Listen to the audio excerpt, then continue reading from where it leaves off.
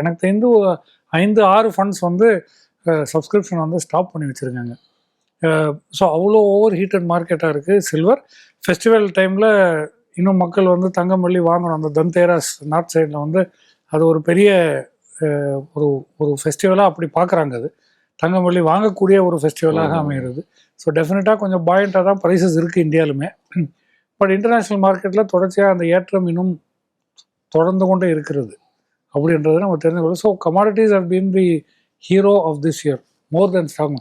ஏன்னா நீங்கள் நிஃப்டியோட ரிட்டர்ன்ஸ் பார்த்தீங்கன்னா ஒரு 6-7% தான் ரிட்டர்ன். இண்டெக்ஸ் அப்சல்யூட் இண்டெக்ஸ் பார்த்தீங்கன்னா 7%.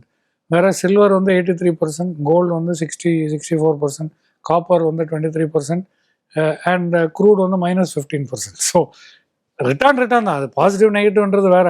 பட் மூவ்மெண்ட் இருக்கக்கூடிய இந்த செக்மெண்ட் வந்து தீபாவளி ஆல்ரெடி வந்துச்சுன்றதை நான் சொல்ல விருப்பப்படுறேன். அதை மிஸ் பண்ணிட்டீங்கன்னா இப்போவும் நான் சொல்கிறேன், அதுக்குள்ளே போய் குதிக்காதீங்க. ஏன்னா இது ஓவர் ஹீட்டட் மார்க்கெட்டாக இருக்குது. ஸோ என்னுடைய ஃபர்ஸ்ட் அட்வைஸ், பொதுவாக இந்த தீபாவளி ஸ்பெஷல் நீங்கள் சொல்லிட்டீங்க, அப்போ இந்த நிகழ்ச்சியை இன்னைக்கு பார்க்குறவங்க வந்து சரி சார் வந்து ஸ்டாக் சொல்லுவார், இல்லை இந்த ஸ்டாக்கை பற்றி பேசுவாங்க, குறிப்பிட்ட ஸ்டாக்கு அடுத்த 2 வருஷத்துக்கு சூப்பராக இருக்கும்னு நினைக்கிறீங்க. ஸ்டாக்கை பற்றி நம்ம பேச போகிறது இல்லை. பட் கமாடிட்டி செக்மெண்ட்டில் இருக்கக்கூடிய இந்த தங்கம் வெள்ளி காப்பர் கச்சா எண்ணெய் எக்ஸெட்ரா, இது வந்து உங்களுக்கு ஒரு தீபாவளி இன்வெஸ்ட்மெண்ட்டாக ஸ்டார்ட் பண்ணி ஓவர் ஹீட்டட் மார்க்கெட்டுக்குள்ளே நுழையும் போது கேர்ஃபுல்லாக நுழையுங்க.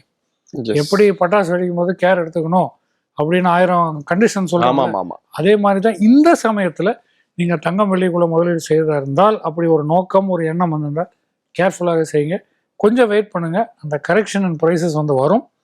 அதை தொடர்ந்து ஒரு புது முதலீடாக நம்ம அதை துவங்கலாம் என்றதுதான் என்னுடைய அட்வைஸாக இருக்கும்.